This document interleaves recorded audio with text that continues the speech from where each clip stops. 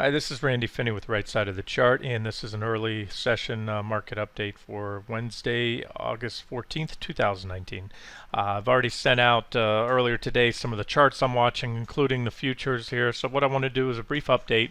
Markets are moving, so updates will pick up more frequently, both videos, static posts. Just a reminder, I recommend to go in to check the sites. If you're a member of the site, especially new member, realize that not all charts will show up on the subscriber emails. It has to do with some of them are multiple charts. I might string 2 or 3 together. That's called a gallery format. And basically what would happen, it would clutter up email. So just keep in mind that when you get those email notifications, if there's anything in that post that you're interested in, I'd suggest clicking the post title. That will bring you in. That's a hyperlink. It'll bring you into the site. You have to log in, of course, or be logged in already. And then you'll see any charts that might not show, or of course you can come to the site and pinch and zoom the charts and all that. If you click on them, they expand.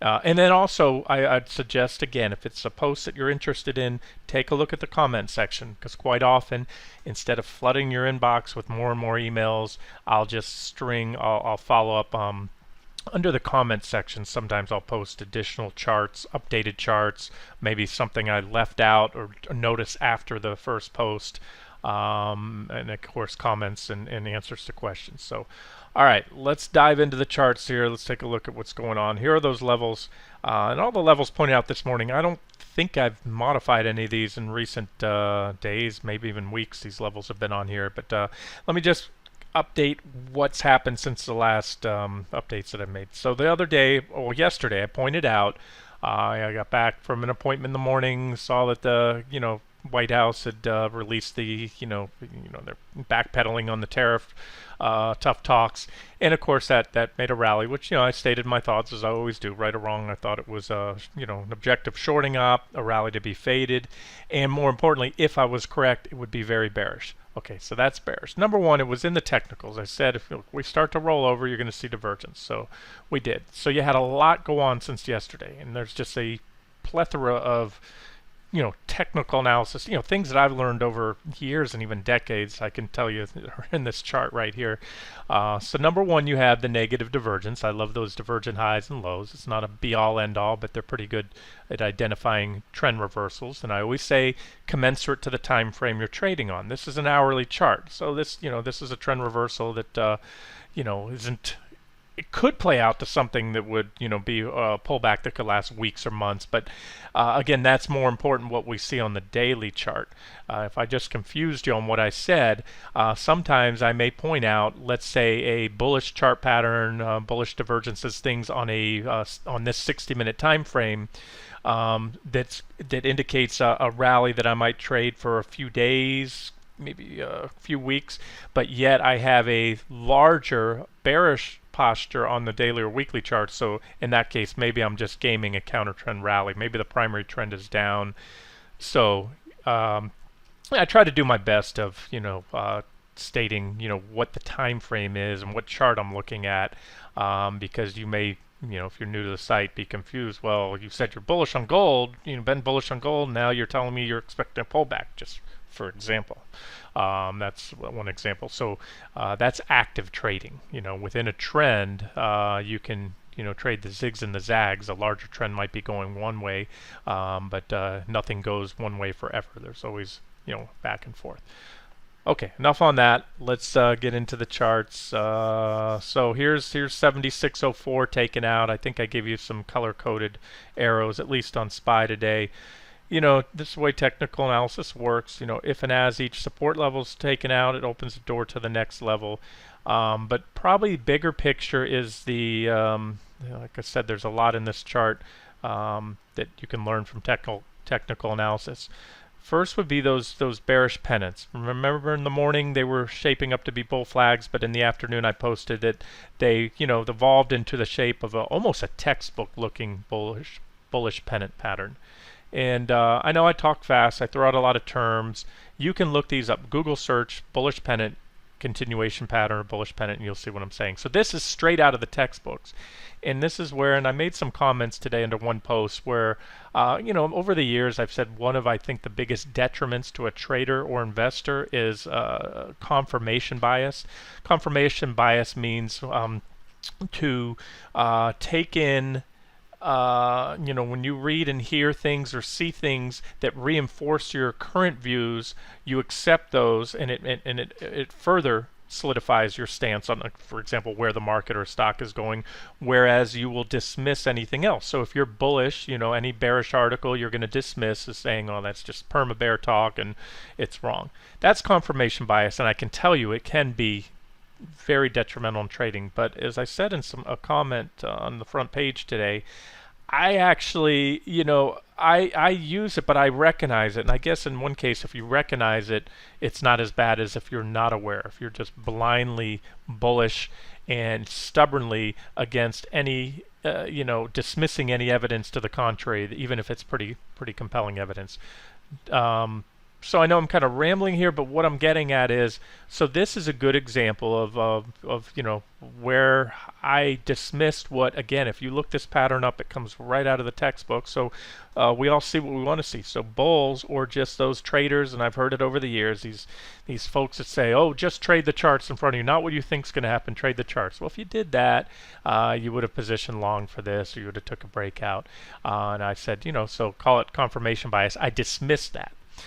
Because it didn't cause me to, in fact, not only cover shorts, it caused me to, to short more yesterday, even before that whole thing formed. But again, it has to do with my longer-term views and my convictions on where we're going. And so now today, you may call it confirmation biases if you like, but I really don't think it's that. It's more so confirmation of my existing views, meaning I always talk about how charts are dynamic, and so is my analysis. So if I'm looking for something to happen, it may or may not happen, but if it does happen, and the fact that we had those the bullish setup yesterday, very bullish price action, at least on face value, I mean, was if you count the gains, but the fact that there was no follow through, and not only no follow through, so you had the bullish chart pattern didn't play out. That's check mark number one for my bearish case. And now we faded, not all so far, but most of yesterday's gains. That is a big bearish check mark. It has to do with, investor sentiment, psychology, positioning. Sometimes you just have to, the charts tell a story. They tell where people are buying and selling. So as I said yesterday, yesterday's move told me a few things. That number one, based on the recent sharp move down, there were a lot of shorts that probably had stops hit, and there were also probably a lot of bulls that said, "Oh, we're in an uptrend, we're going up." And look, the trend from right here has been up.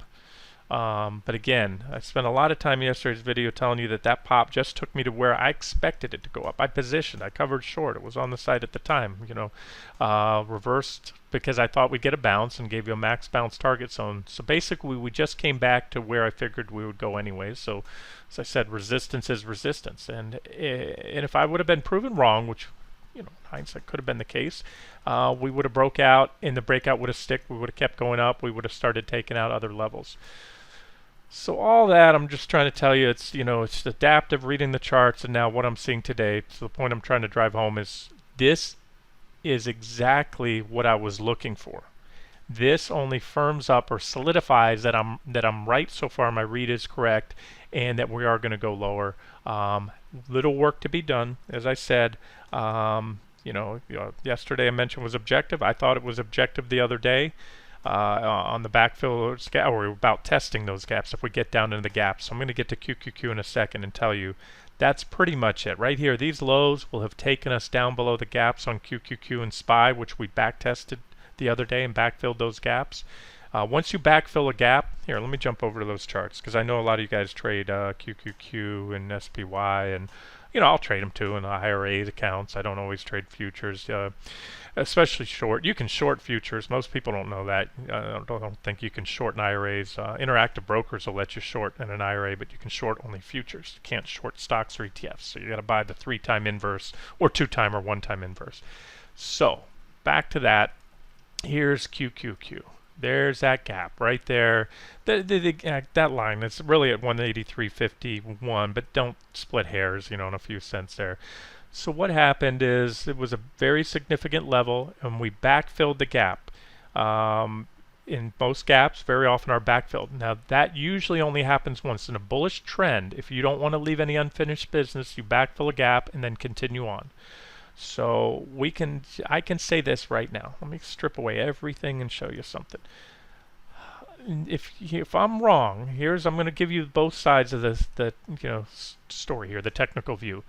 If I'm wrong, and we are going to we're not going lower, we're not going to undercut these lows, we're not going to continue much lower, I'm talking 5-10% plus, then right now we're still in a near-term uptrend. An uptrend is simply defined as security making a series of higher highs and higher lows, and so far that's the case.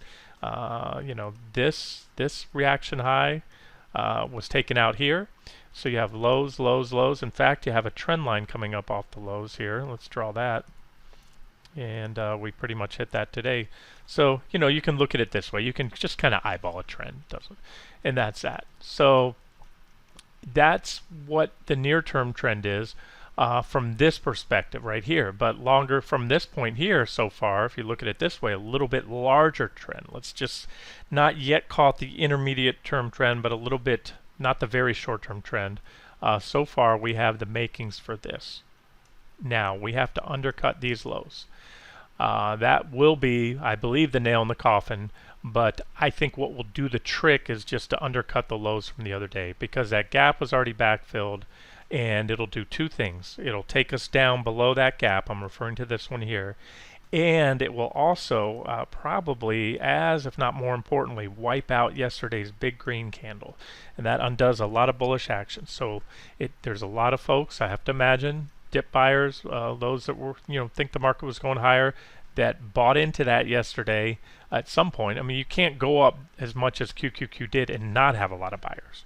That's, the markets simply work on supply and demand. You had an overwhelming amount of buyers compared to sellers yesterday. There's no other way QQQ rises to over 2.5% or so. Now, how much of them were short sellers that were covering, and how much were longs, bullish people buying long, entering new positions? Nobody knows. Maybe the big firms on Wall Street might have that data. So I just have to extrapolate it. It doesn't matter. All we know is that the shorts that got stopped out are now regretting it. They thought they were right there, and so they're probably wanting back in. And if they see that level get taken out, they will most likely come back in. The longs who bought yesterday are feeling pain, but they're not. It depends where they bought. This was. Again, I was in front of my computer, but you can look at the 1-minute chart. It happened almost instantaneous. You probably didn't have very much time to react. There was a little bit. This is a 1-minute chart. I know I'm going all over the place here, guys, but this is, you can see, this was the open right here yesterday. We went down a little bit. The news came out. There was an opportunity to buy, but most of that run happened right, let's just say to this point here. I can just tell you that. QQQ from the low gained let me go to the very high, 2.87. So almost 3% of gains came in the first 22 minutes. Doesn't give you a lot of time to think. So again, point is, a lot of people bought up here. And another thing that tells you that where most people bought, I'll show you another thing I use. Volume at price histogram, very useful tool right here. I have to mute it down. A volume at price histogram, these bars to the left of the chart, it's exactly as it sounds. It's the volume at a specific price level. So what it tells me is that, let's back out, let me roll this away, get rid of the previous day's trade. So let's just go into yesterday. Let me just tighten it up here for you. There we go. That's right after the open. That's everything that happened after the open. So what this tells me, oh yeah, and we'll do this too. Let's get rid of today, since we know today's a down day, and do this. Okay, there it is. Oops, right there. Now what that volume at price histogram is telling me, almost everybody bought here. This just was a swift move up. Very, very few people bought at these prices. There was some buying there, also some selling, but here you can see it almost looks like a gap. There's no volume bars here on the volume price histogram. That means it's not exactly, but it's almost like an intraday gap, if you will. So very few people profit. This is where everybody got in yesterday. Or maybe they, well, they didn't short hard because the market would have went down. So now it tells me that 90+% of people that bought yesterday bought up here right now, and they're all smoked. They're all underwater. The Qs are down 2%. Again, that was yesterday. So we roll back to show you today's trade, and that's what we have down here. We gap down, and that is the ultimate pain for longs. Why? Because let's say, let's talk trading 101. Let's say I was bullish and I bought into that yesterday, and I believe that this time was different, that there was really going to be progress in the trade talks. Let's say I drank that big giant pitcher of Kool-Aid that was served to the public yesterday. So I bought in, so let's say. But I'm a disciplined trader. I say, I might be wrong. So what I did at that point, theoretically or hypothetically, is I set a stop just below, because we had no business going back below that level. We should have full flag broke out and gone up. But what happened in reality, even though I tried to limit my losses to, let's say, 0.5% or so under yesterday's lows, what happened is my loss exceeded, actually tripled my loss allowance. I had planned to take let's say in that trade, a 0.5% stop right below yesterday's lows, bought in here somewhere in the middle where most people bought. But this is what happens, and this is why I love to see when I'm short this, it traps those longs.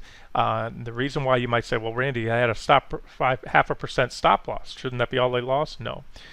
There are two types of orders when you want to protect your stops, for all intents and purposes. There's some fancy complex order types, but most traders will use either a stop loss or a stop limit order. I prefer a stop loss over the two, depends on the situation, but a stop loss says if QQQ hits a price of, in this case, we'll say that low, about 187.40. If QQQ hits 187.40 or below, then it will convert to a market order. In a normal market, if the market was trading around the clock and didn't have gaps, you would go down like this, you'd hit it, and you'd be stopped out there, and you'd only lose that 0.5% like you planned, and you would have avoided that extra, right now, 1.5% additional drop. But the way a stop loss order works is if QQQ hits that 187.40 or whatever I said, or below, it will immediately convert into a market order. So all those people that had a stop below there or anywhere in this gap were filled at the open today.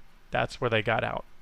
Now you might say, okay, well, I'll use a stop limit order. That way I can't be filled at a worse price, because the market can gap down in a bad market 3, 4, and I've even seen periods where it can gap down 5% during extreme volatility, and that would be, maybe well beyond somebody's stop. And if you're trading individual stocks and they have a bad earnings report, or it's a biotech and they have a drug, I've seen stocks gap down 50, 60, 70% in a day, and you can get wiped out if you have too much in those. In a stop loss order, my point is, will do you absolutely no good. It does not protect you against a gap. So if you use a stop limit order, what happens? A stop limit order says, sell me out if QQQ hits 187.40, but sell me out at 187.40, no worse. And so that order was triggered if QQQ hits 187.40, but guess what? If you gap down below 187.40, it never triggers. It's still a standing order and will only fill if we bounced back up to 187.40 at that point. So QQQ could continue to fall 20%, if you didn't do anything, and you're going to continue to lose money. So I want to make that point, that that's why there's really no sure way to protect yourself other than put options, which can get expensive, and it's beyond the scope of this conversation talking about hedging. That's just a risk that you take. But back to the point I was trying to make, that's kind of maybe a little sidebar educational tidbit for those that not familiar with the different type of stop loss orders, and you can read up on what I said. Your broker should have information there. What I care more about right now is the implication, again, that it has by wiping out that candle, also by now trapping longs, either that chased that rally yesterday that bought up high, or those that, let's say, this is how corrections work. You have the initial big leg down, and you have certainly some remorseful longs that either bought here a few weeks back, a few months back, or maybe they've been holding for a while, and that correction hit them pretty quick, and they said, you know what, I wish I would have taken profits. I want to get out on the next bounce. But then what happens? The market starts bouncing. They start feeling good. And yesterday they felt great after that tweet came out, and we had one of the strongest days. Well, I think it was the strongest day of the year in QQQ and SPY. So they felt even better. So guess what? Well, okay, I wrote it out. The worst is over. We're going to go up from here. Now that is again, just like those yesterday, for those that have held, that's kind of a knife through the heart. So I look at this from a psychological point of view, and that's really what technical analysis is all about. So yeah, there's a lot of inferences and interpretation in the charts, but that's what I'm seeing right now. And now from a pure technical perspective, it's not over. Bears haven't won. I'm just telling you, what development so far today. The day isn't over. So if somehow we manage to rally up, that would be very bullish. It's day in, day out. Yeah, you can have one thing. I give the Bulls the win yesterday. I give the Bears a win as of right now. And this is, like I said, the markets are dynamic, and so is my analysis. But as of this point, you probably trapped a lot of longs in there, and they're probably wishing they want out, and therefore they'll probably use any bounce at this point to get out. From a pure technical perspective, now let's just go over the levels to watch. Here's a downtrend line on QQQ. We hit it today. We bounced early. There was a decent bounce. You don't see it much. These are 60-minute candles, but we hit it and bounced quite a bit. Now we've hit it again. We're back testing that trend line. Is it objective? Yeah, absolutely. Especially if you're bullish, you TA 101, you buy a breakout of a downtrend line, and or you add to that long, or if you didn't buy it, you buy a back test of the trend line. One problem with back tests is you can keep back testing, or you can go down below. So ideally what the bulls want to see right now is us to reverse off this trend line, put a big green candle, just imagine that was green, and start to rally impulsively and show us that, show the market that QQQ made a successful back test. Again, a breakout and back test of the trend line. And then the next bullish event would be a break above the recent highs. That would be quite bullish, very bullish right now if it happened, in fact. And I could tell you, I'll probably just lower my stops at that point to yesterday's highs. Right now, this is quite bearish what's happened today. Crazy markets, anything's possible. So those are levels to watch. And then finally, before we get off this 60-minute chart, another level to watch is that gap down. Remember from Monday before last, that was an important level. I stated back then. It proved to be important. We had a backfill, and the fact that we backfilled it almost perfectly, almost to the penny, I think we went 1 cent below it, and then reverse off it hard, that greatly validates, I should say, that as an important level. So right now, this to me is one of the most important levels on the market, more important than this trend line right here, to watch. If we test it again successfully, that'd be a third test, and if we rally up, that's good. However, if we break it, especially the fact that they've already backfilled that gap once, usually gaps are backfilled once and then off to the races if the trend is strong. If we even get close to it, which we're getting pretty close now, we're probably going to take it out. And if we take it out again because of the significance, we're probably going to go and probably slice on right through there. Like I said, that's most likely, I think, the nail in the coffin, but I can almost say that right now that a solid move and 60-minute close below that 183.50 level will probably be the nail in the coffin. Yes, I'm spending a lot of time on QQQ. Yes, it's not the stock market. The S&P 500 is, but this market, make no mistake about it, from the day this bull market started back in March 2009, actually the Qs bottomed back. They were the only index that bottomed in 2008. It has been and will be for the foreseeable future all about tech. The big market leading tech companies, they make up the bulk of the market. Most people have their money in tech, whether you don't own Apple and Amazon and Facebook. If you have any money in a 401k and any equity funds, you own a lot of it. And so that's so there's not only a psychological importance to those stocks, but also they are technology is by far the highest weighted sector in both QQQ and the S&P 500. All right, so that's it. Those are levels to watch. SPY, same story with SPY, the gap. Like I said, it's not that we shouldn't look at SPY. SPY is now, and SPY already entered the gap. But again, I always say this, if you're trading SPY and you don't trade QQQ, you should still watch QQQ, because at that day SPY entered the gap. Let's say you said, okay, oh, SPY fell back down below that gap. That's a sell signal. Wrong. As I said, don't ever go long or short SPY if you're not watching QQQ, because had you done that the other day, well, I had a short trade there, and then I actually told you guys that yesterday. This charting platform showed me after that had happened that we hit a low of 152, and then the next day they refreshed it. Sometimes they'll do that. The candlesticks aren't accurate, and I had then a low of 151. But SPY, what I'm getting at the same time SPY fell into the gap, QQQ made a almost perfect back test of the gap, successful test, and then bounced right there. So likewise, if you're looking for a breakout, I've seen this many times. Let's say you have bullish falling wedges on QQQ, a bullish falling wedge right here. This is price inside the wedge. And this is QQQ, and here's SPY, same thing. You have two bullish falling wedges, because the index was a mess. Act like I didn't put that line there. And then all of a sudden, QQQ breaks out, and you jump on that trade. You take the entry, but SPY at the same point hits that downtrend line and then fails. What will happen is QQQ will come back in. They hold a lot of the same stocks, and so therefore you want to put the odds in your favor. Wait for them both to break out, not the first of the two. Yeah, your entry may be a little less favorable, but your odds of taking a whipsaw signal, a false breakout, are sharply diminished if you wait for both to break out, again, if you're going long.